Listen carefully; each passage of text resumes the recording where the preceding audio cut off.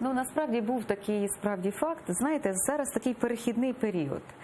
У нас відбулися вибори президента, нас чекають вибори в Верховну Раду, і мені здається, що різні люди з ідеологією, яка дуже далека від ідеології української держави, починають висувати голову і пробують, просто намагаються випробувати, працює чи не працює. І деякі такі люди, які взагалі після подій Майдану, здавалося б, виїхали з України, раптом вони повертаються. І от ця історія з того самого розряду, коли вони намацують ґрунт. Що ж відбувається? І в даному випадку був дзвінок до видавництва від однієї з експерток з історії, яка зателефонувала і запропонувала, щоб автор підручника, а цей автор, ну, мені відома людина, яка мені, власне, про це розповіла,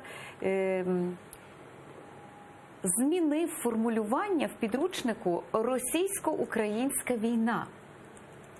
Автор підручника наполягає, що цей конфлікт – це не просто конфлікт, це є збройна агресія і називається російсько-українською війною.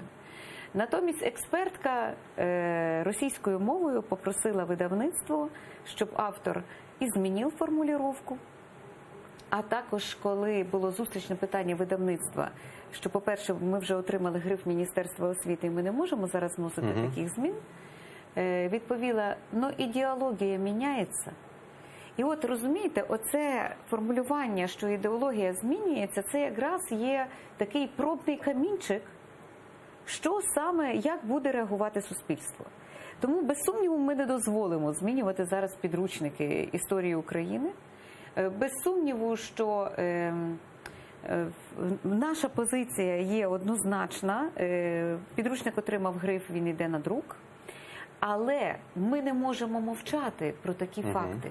Тому що зараз всьому суспільству потрібно бути обачними, тому що, власне, в таке міжсезоння президент, недавно відбулись президентські вибори, і, звичайно, що у нього дуже багато різних справ, різної роботи, так, і інколи можна на щось не звернути увагу.